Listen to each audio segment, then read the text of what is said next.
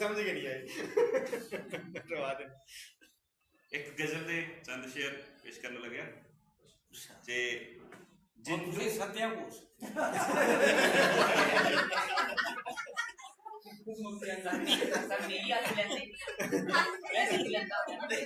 चलो सत्य ही पढ़ो ये चलो बगैर बुला देगा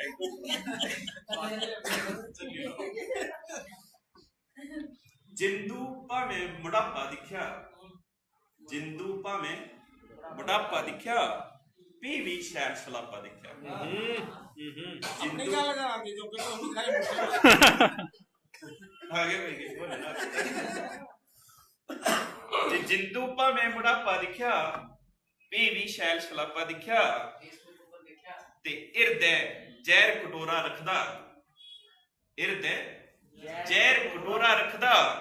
शब्दें अत मलापा दिखा जे इरदे जहर कटोरा रखदा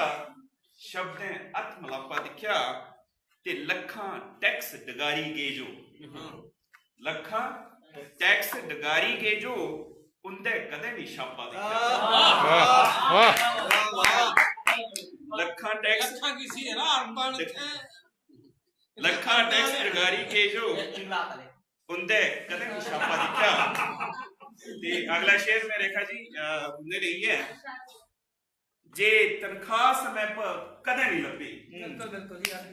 तनख्वाह समय पर कदे नहीं लभी ऐसा पिट स्यापा दिखा सारी जुलाई वाली मिली थी बस जे तनख्वाह समय पर कदे नहीं लभी ऐसा पिट स्यापा दिखा ते रंग बरंगी खलगत इथे जी रंग बरंगी खलगत इथे मानू सदा कलापा दिखा जी रंग बरंगी खलगत इथे मानू सदा कलापा दिखा ते भैड़ी जोर जवानी दिखी भैड़ी जोर जवानी दिखी बड़ा बसुरत बुढ़ापा दिखा ते लास्ट है जी जे मां दी ममता मैं के जाना मां दी ममता मैं के जाना मां दे थार भी पापा दिखा वाह मां दे थार भी पापा दिखा कलकत्ता लगे जे रंग बरंगी खलगत इथे खलकत ओड़क ओड़क रंग बरंगी खलगत ओड़क ओड़क समझे बेशुमार अच्छा बेशुमार बेशुमार रंग बरंगी खलगत ओड़क मानू सदा कलापा दिखा ओड़क करने जुड़ जाता एक और